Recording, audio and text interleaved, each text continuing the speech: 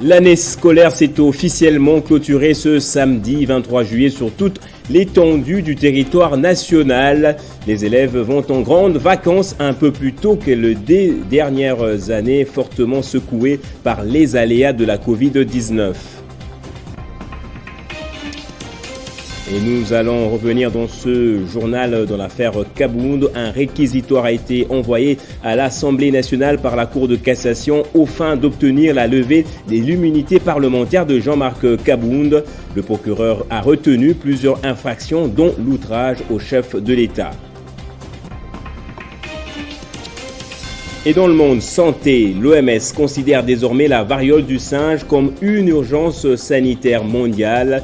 Tedros Adhanom a décidé de déclencher le plus haut niveau d'alerte pour tenter de juguler la flambée de la maladie. L'épidémie est déjà présente dans notre pays également. Bienvenue à vous tous et merci d'être avec nous sur Télé 50. La Cour de cassation a envoyé un réquisitoire au bureau de l'Assemblée nationale aux fins de solliciter l'autorisation de poursuivre le député national Jean-Marc Kabound. Le procureur général a relevé au moins 5 infractions dans la dernière conférence de presse du président de l'Alliance pour le changement, dont les injures publiques et offenses envers le chef de l'État. Jean-David Kilolo. Les pressions politico-judiciaires ne cessent de se multiplier sur l'ancien homme fort du régime Tshisekedi, du tout-puissant au prénable Kabound. Après avoir été mis sous sanction disciplinaire par les bureaux de l'Assemblée nationale pour des propos injurieux et outrageants, cette fois-ci, c'est la justice congolaise de s'en saisir. Le procureur général près la Cour de cassation a adressé un réquisitoire au bureau de l'Assemblée nationale pour solliciter l'autorisation de poursuites contre l'ancien premier vice-président de l'Assemblée nationale. Déjà, le bureau Mbosso s'était montré favorable à coopérer avec la justice en brandissant certains griefs reprochés à Jean-Marc Kabound, à la justice congolaise. Il lui est reproché de tenir des propos injurieux de nature à alarmer la population et à porter atteinte à l'honneur dû aux institutions publiques et à la dignité du chef de l'État. À l'allure où vont les choses, estiment certains observateurs, il ne reste plus que quelques heures pour que les bureaux de l'Assemblée nationale lèvent les immunités de Jean-Marc Kabound, d'autant plus que les députés nationaux sont en vacances parlementaires et que l'ancien président AI de l'Union pour la démocratie et le progrès social UDP sans sigle répondent devant la justice pour les incriminations d'injures publiques, imputations dommageables, outrages envers les autorités publiques, offenses envers le chef de l'État et propagation des faux bruits. Et une autre déclaration contre Jean-Marc Kabound, la SBL Grand Kasaï Fondation dit prendre ses distances des propos de l'ancien premier vice-président de l'Assemblée nationale et ceux de Franck Diongo qui s'en sont pris frontalement au bilan du chef de l'État. La structure se dit se désolidariser de ces deux personnalités. Le Grand Kasaï Fondation ASBEL, regroupant les fils et filles ressortissants des 5 provinces du Kasaï, Kasaï central, Kasaï oriental, Lomami et Sankuru, a suivi avec désolation et indignation les déclarations injurieuses, outrageantes et diffamatoires de M. Jean-Marc Kabound, député national en fonction, et de M. Franck Diong, faites à l'endroit de son Excellence, M. le Président de la République. Après analyse et concertation, le Grand Kasaï Fondation fait la déclaration suivante. Les fils et filles des 5 provinces du Grand Kasaï condamnent avec fermeté ces déclarations indignes et teintées de haine et se désolidarisent en conséquence de ces deux compatriotes égarés. Informe l'opinion tant nationale qu'internationale que le peuple congolais en général et les Kasaïens en particulier restent soudés et mobilisés comme un seul homme derrière le président de la République Félix-Antoine Tshisekedi Tshilombo. Le Grand Kasaï Fondation met en garde et désavoue Sieur Jean-Marc Kabound et Franck Diongo ainsi que tous ceux qui, comme eux, s'évertuent à dénigrer la plus haute institution de notre pays. Reste déterminé à soutenir et à accompagner le chef de l'État dans ses efforts pour l'émergence de la République démocratique du Congo, l'installation d'un État de droit et le retour de la paix dans la partie orientale de notre pays. Les élèves vont officiellement en grandes vacances ce samedi. L'année scolaire s'est clôturée tant bien que mal sur toute l'étendue du territoire national. Au Nord Kivu, près de 100 écoles n'ont malheureusement pas fonctionné cette année suite à l'insécurité à Beni. Jean-David Kilolo. Dans son discours de clôture, le ministre de l'EPST, Tony Mwaba, a salué les efforts menés au sein de son ministère, sous l'impulsion du chef de l'État Félix Tshisekedi, pour l'amélioration des conditions socio-professionnelles des enseignants et dans la pérennisation de la gratuité de l'enseignement primaire. Dans le but de s'assurer de l'effectivité de la gratuité de l'enseignement primaire dans les écoles publiques et des orientations données aux autorités provinciales, sur instruction du chef de l'État, j'ai initié des missions d'itinérance dans les provinces éducationnelles. De ces itinérances, j'ai pu noter que l'effectivité de la gratuité est incontestablement une réalité dans tous les établissements publics primaires. Le ministre de l'EPST, Tony Mwaba, a démontré 48 réalisations au total enregistrées dans un an au profit de l'enseignant congolais, conformément aux accords conclus avec le gouvernement de la RDC, malgré les difficultés économiques dues notamment à la pandémie Covid-19. Au nombre de ces réalisations, je peux épingler notamment la clarification du champ d'application de la gratuité au niveau de l'enseignement primaire public, laquelle a permis aujourd'hui plus de 4 millions d'enfants de regagner les parcours scolaires. Ici est de rappeler que l'année scolaire qui vient d'être clôturée a été lancée par le ministre Tony Mwaba le 4 octobre 2021 à partir de la ville de Mbujima et au Kasaï oriental. Elle a été placée sous les thèmes de la rigueur et l'excellence pour les redressements du système éducatif. Et le soutien se poursuit en faveur des FARDC. Les jeunes du Forum national de la jeunesse de toute tendance ont marché pour exprimer leur solidarité à nos militaires au front et au commandant suprême des FARDC. Patrick Katengo a même vanté la diplomatie du chef de l'État. Jean-David Kilolo. Mobilisés comme un seul homme, ces jeunes, de toutes tendances confondues, venus de partout, exprimer leur soutien aux forces armées de la République démocratique du Congo. Un jeune parmi tant d'autres, Patrick Katengo, a accepté de faire la marche de l'immédiat échangeur jusqu'au terrain municipal de Pascal, à Massina, avec un seul message de soutien au FARDC, au commandant suprême, le chef de l'État, Félix Antoine Tshisekedi Tshilombo. Le président de la République, Félix Antoine Tshilombo Tshisekedi, nous l'encourageons à 2 niveaux de continuer à armer nos militaires parce que nous aussi nous nous battrons avec l'esprit, mais aussi de l'encourager à continuer avec des démarches au niveau international avec une diplomatie agissante de manière à décourager toutes les personnes qui soutiennent ceux-là qui nous agressent. Face à la xénophobie exercée sur certains Congolais en fonction de leur faciès, l'ambassadeur de la paix s'insurge à cette pratique et dit non. Au niveau de la région, on a besoin d'y vivre ensemble. Parce qu'on a besoin d'y vivre ensemble et donc le message xénophobique, nous ne pourrons pas passer. Nous avons besoin de la paix. Cette marche des jeunes est l'expression du ras-le-bol exprimé de tous les Congolais face aux idées expansionnistes rwandaises se cachant derrière les M23. Et en santé, le ministre Jean-Jacques Mbungani a été dépêché par le chef de l'État dans des hôpitaux de Kinshasa afin d'évaluer et de s'assurer de l'effectivité de la gratuité de soins d'un côté et de l'autre côté, de s'enquérir de l'évolution des travaux de réhabilitation de l'hôpital général de référence de Kinshasa, ex-Mama Yemo. Jenny Kaimbe.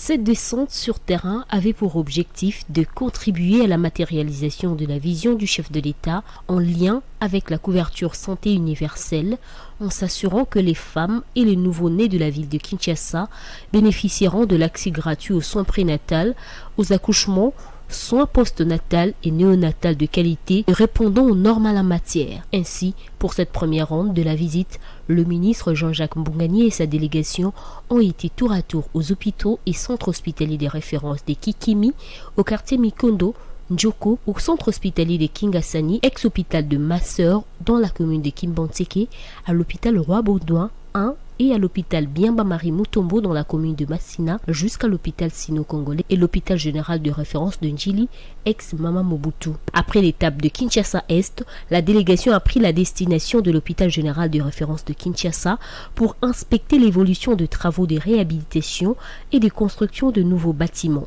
Nous avons constaté que 9 zones de santé dans la ville province de Kinshasa font déjà de la gratuité de l'accouchement et des consultations prénatales et postnatales.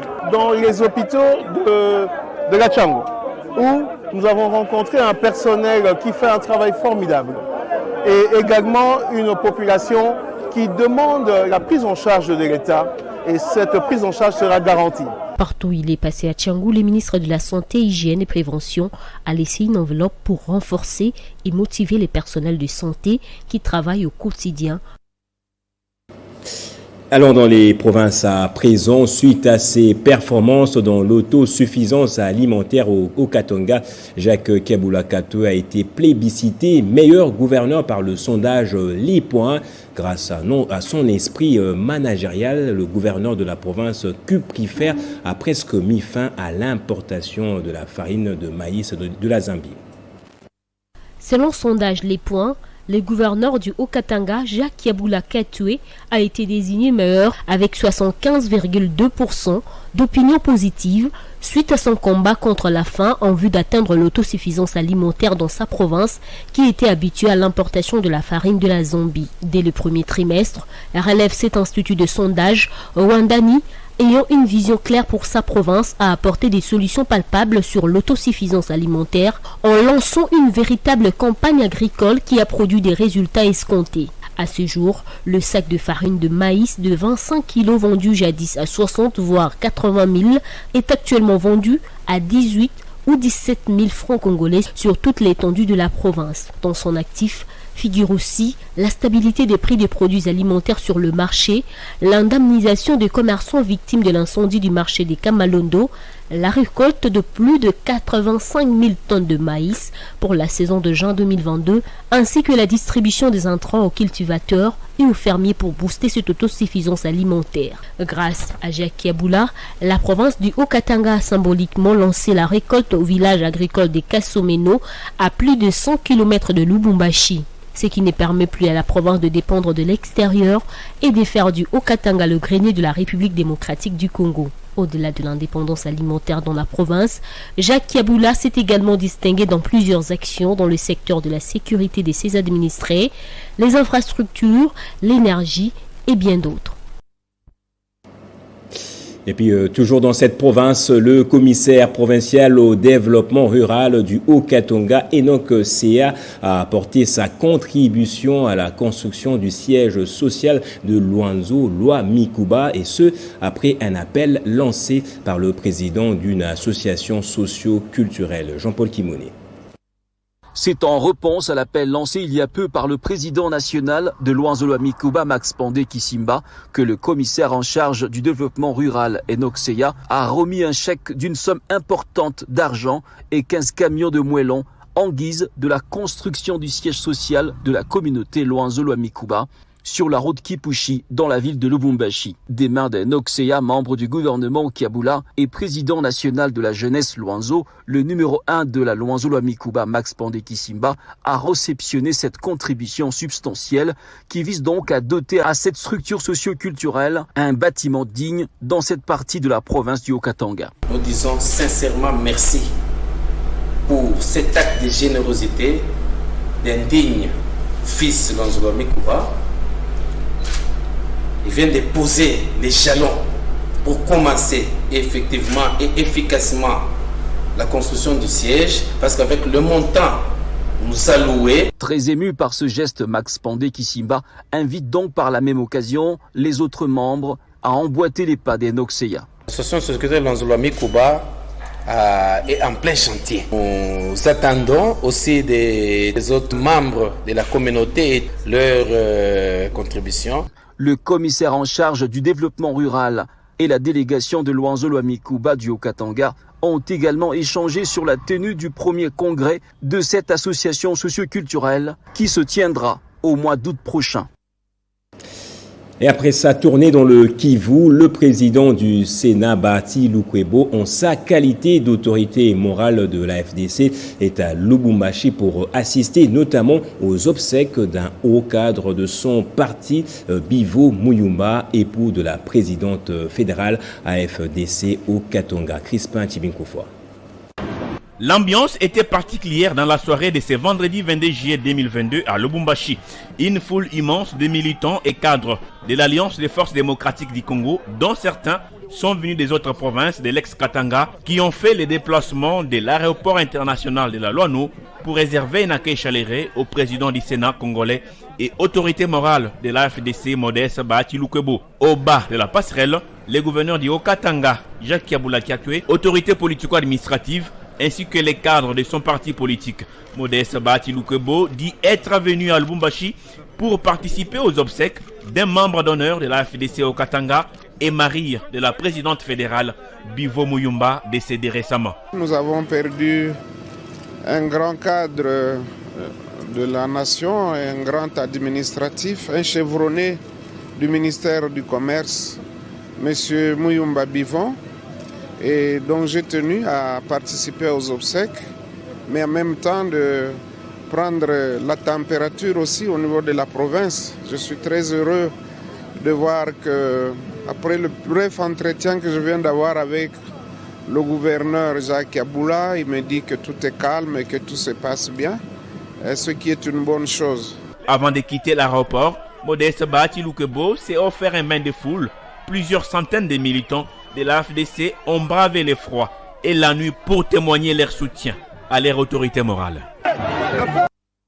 Et dans la province du Haut-Lomami, la gouverneure a lancé la campagne de sensibilisation au civisme fiscal. Isabelle Yumba a appelé ses administrés à payer l'impôt pour participer au relèvement de la province. Jacob Simbi. Acheter la plaque minéralogique de sa moto et payer les impôts et les taxes dues à la province, c'est contribuer au relèvement de la province du Haut-Lomami. C'est dans cette optique que la gouverneure Yumba Kalenga Mushimbi Isabelle a donné le go de la campagne de sensibilisation au civisme fiscal. L'objectif, c'est de booster l'économie de la province du Haut-Lomami. Toutes les autorités locales, en commençant par elles-mêmes, la gouverneure, se sont fixés rendez-vous à la place de l'écran géant de la ville face aux assujettis et les opérateurs économiques. Rendant hommage au chef de l'État Félix Antoine Tshisekedi, Isabelle Kalenga Mushimbi et les autres cadres du Haut-Lomami ont prêché par l'exemple avant d'appeler tous les concernés et d'emboîter les pas. Lancement de ces jours de la campagne de sensibilisation au civisme fiscal et recouvrement des impôts et taxes dus à la province. Pour y arriver, d'aucuns ignorent que les impôts et taxes constituent la source principale des revenus d'État, de provinces et des entités territoriales décentralisées. Ainsi donc, je souhaitais lancer officiellement la présente campagne de sensibilisation au civisme fiscal et recouvrement des impôts et taxes exercice 2022. Payer l'impôt, c'est un devoir civique, mais aussi une bonne foi au développement de son entité territoriale décentralisée. Et au Nord Kivu, la ministre de l'Emploi, Travail et Prévoyance sociale a procédé samedi à Goma au paiement du deuxième trimestre des prestations sociales. Pour cette opération, la Caisse nationale de sécurité sociale a enregistré 3500 passionnés sur l'ensemble de la province. Claudine Ndoussi a souligné que ce paiement se déroule de manière particulière car accompagné des vivres et non-vivres comme assistance sociale. Pacho Kamvundama. Ils sont à Goma, 1440 pensionnés concernés par le paiement de la pension de retraite. C'est la ministre de l'Emploi, Travail et Prévoyance sociale qui a personnellement lancé le paiement de ce deuxième trimestre. Dans son discours aux retraités, Claudine Ndoussi a souligné que le plus grand souci du gouvernement est de voir toute la population être bien prise en charge. Elle revient également sur la particularité de ce paiement. Ici, la particularité, c'est que nous avons un message à apporter à la population pour dire chacun, en ce qui les concerne, fait son travail pour que nous puissions effectivement être près de nos populations et que la population sente qu'elle est prise en charge. Cette cérémonie s'est déroulée en présence également du gouverneur militaire du Nord Kivu, le lieutenant général Constant Ndima. Le directeur provincial de la CNSS Kambale Kamwenge Patrice a pour sa part demandé à ceux qui ne sont pas affiliés à la CNSS de venir pour garantir leur vieux jour. Il précise que cette opération va se poursuivre sur l'ensemble de la province. Ça a commencé ici, demain ou après-demain, ça sera à Massissi, à Rutshuru, à Beni et à Butembo. Je suis ici entouré des responsables des différents bureaux et antennes qui sont venus assister à ces lancements. Et au retour d'ici, il va aussi procéder à la même cérémonie. Pour ce deuxième trimestre, le ministère de l'Emploi, Travail et Prévoyance sociale à travers la CNSS a disponibilisé des vivres et non-vivres que Claudine Ndoussi a remis aux retraités. Mais hier, la ministre de l'Emploi avait visité les installations de cette Caisse nationale de sécurité sociale. C'était pour s'imprégner des conditions de travail du personnel. Pacho Kamudama. En mission de travail à Goma, la ministre de l'Emploi, Travail et Prévoyance sociale a visité les installations de la Caisse nationale de sécurité sociale, direction provinciale du Nord Kivu. Claudine Ndoussi a sur place échangé avec les agents et cadres de cet établissement public, avec à la tête son directeur Patrice Kambale. À l'issue de sa visite, Claudine Ndoussi a fait un constat. Et les problèmes majeurs qui ont été posés, c'est d'abord en ce qui concerne la capacité d'accueil de la direction provinciale. On a constaté un bâtiment exigu. Il n'y a pas assez d'espace pour les différents services. Et ça, c'est le tout premier constat. Et puis, le constat le plus poignant, c'est en rapport avec le déplacement de nos agents qui sont à Rutshuru et partout ailleurs, comme toutes les populations d'ailleurs du Nord Kivu. Rappelons que c'est la première visite de Claudine Ndoussi au bureau provincial de la Caisse nationale de sécurité sociale à Goma depuis qu'elle avait été nommée comme ministre de l'Emploi, Travail et Prévoyance sociale. Et dans la province de l'Équateur, la route Mbandaka-Bikoro est prête à recevoir les bus Transco qui vont assurer le transport en commun des populations de ces deux grands pôles économiques de la province, Pamafi Otenga. C'est l'essentiel de la visite que le gouverneur de province de l'Équateur, Boloko Bolumbu Bobo, vient d'effectuer à Bikoro du 5 au 6 juillet en cours, accompagné de chargés de finances du Transco, du directeur provincial de l'Office de route d'Équateur et des autres responsables de la province, du projet PIRED de FAO et de l'ONG WWF. Héritier et Léli, 4 chargés de finances du Transco, pour des plus amples détails. Nous remercions premièrement sincèrement le gouverneur de la province. C'est un combattant, c'est un guerrier. Nous été par ses propos, nous été aussi par ses efforts. Aujourd'hui, Transco n'allait pas être ici. Grâce à Dieu, nous avons aussi envoyé un président qui est fort avec son idéologie. Transco, lui, ne peut jamais faire ce trafic sans toutefois que la route soit en bon état. Et c'est pour ça que nous accompagnons lui-même avec le gouverneur de la province et ainsi que le directeur de l'office des routes. On voit là où il s'agit de réparer, de recharger. L'office des routes est là pour faire son travail. Précisons que les Transco qui opèrent déjà dans la ville de Mbandaka à travers les lignes intercommunales desservent aussi les lignes Mbandaka-Sekli-Wenzi et Bongonde-Sekli-Wenzi, et c'est dans la grande satisfaction de la population. Le FNSD s'étend davantage plutôt dans les provinces de la République.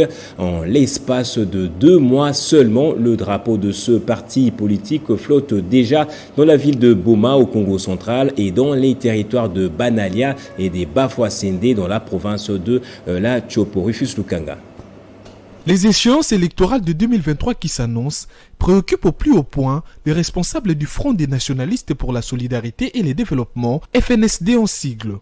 L'implantation remarquable du parti à l'intérieur du pays démontre bien leur détermination de remporter les élections afin de gouverner autrement. De l'ouest à l'est du pays, ces partis membres de l'Union sacrée de la nation marquent visiblement l'opinion. À l'est dans la province de la Tchopo, les drapeaux du FNSD flottent déjà à Banalia et à Bafouassende, où le président fédéral Dr Lolo Ofoilo s'est rendu successivement le 30 juin et 9 juillet dernier à Bafouassende. Lolo Ofoilo a sensibilisé les militantes et militants sur les innovations de la nouvelle loi électorale. À l'ouest et précisément dans le Congo central, la ville de Boma a été choisie pour abriter les sièges provinciaux, d'où la cérémonie d'inauguration s'est déroulée en présence des délégations venues de Matadi et de Mwanda. Après l'investiture du comité fédéral, le secrétaire général Flavien Massounda a recommandé à tous les Bomatraciens de soutenir ce nouveau comité en vue de faire du FNSD la première force politique du Congo central en ayant beaucoup de députés. S'agissant de la situation sécuritaire à l'est du pays, Flavien Massounda sollicite le soutien de tous derrière le chef de l'État et les FARDC. Nous sommes solidaires de nos forces armées, solidaires du chef de l'État qui est dans cette bataille diplomatique, politique et militaire. Convaincus du message du secrétaire général, plusieurs personnalités ont adhéré au FNSD. Et puis le PRP de Mouzé, Laurent Désiré Kabila, organise depuis peu des formations à l'attention des candidats aux législatives dans le but de promouvoir une nouvelle classe parlementaire qui devra être capable de répondre aux besoins de la communauté. Représenté au séminaire organisé par l'Institut supérieur d'études parlementaires, le Parti de la Révolution populaire de la députée nationale Jeannette Kabila se dit prêt pour les élections à tous les niveaux en 2023. Ces assises, à l'intention des candidats députés, sénateurs, leurs suppléants, assistants, ont porté sur les stratégies pour gagner les élections législatives, provinciales, urbaines, municipales et locales, ainsi que l'introduction aux tâches parlementaires. Au cours de cette même cérémonie, un brevet a été décerné à Madame Safi Kazadioua, cadre du PRP. On nous amène à aiguiser les stratégies pour avoir des très bonnes élections. Et de ces bonnes élections, c'est pour changer la République démocratique du Congo, afin que nous puissions avoir la crédibilité et la transparence dans les prochaines élections. Et de là, c'est pour que nous puissions changer et, en tant que futurs parlementaires, changer aussi les lois et amener le pays à une émergence digne de ce pays. Et de là, je crois que nous partirons avec la fierté de notre modèle de la démocratie, notre président honoraire, Joseph Kabila Kabange. Ceci s'inscrit dans la vision de promouvoir une nouvelle classe parlementaire congolaise capable de répondre aux besoins de la communauté sur le plan national et international.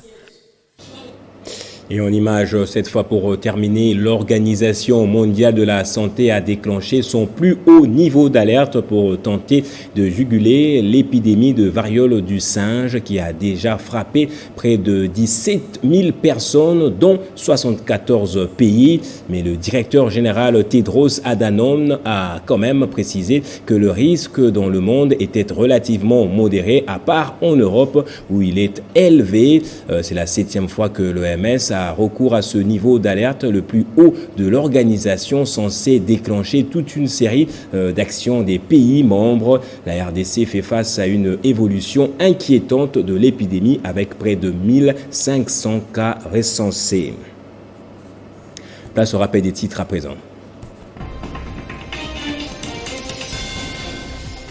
L'année scolaire s'est officiellement clôturée ce samedi 23 juillet sur toute l'étendue du territoire national. Les élèves vont en grandes vacances un peu plus tôt que les 2 années précédentes, fortement secouées par les aléas de la Covid-19.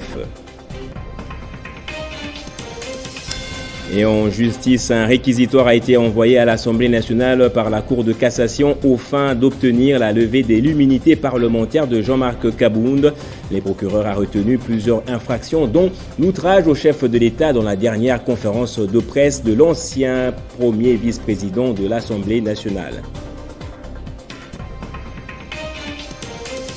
Et en santé, l'OMS considère désormais la variole du singe comme une urgence sanitaire mondiale. Tedros Adhanom a décidé de déclencher le plus haut niveau d'alerte pour tenter de juguler la flambée de la maladie. L'épidémie est déjà présente en RDC.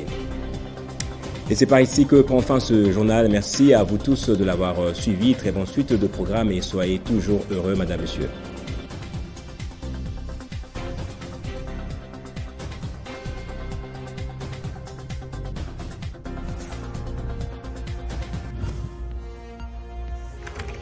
L'actualité reste incontinue.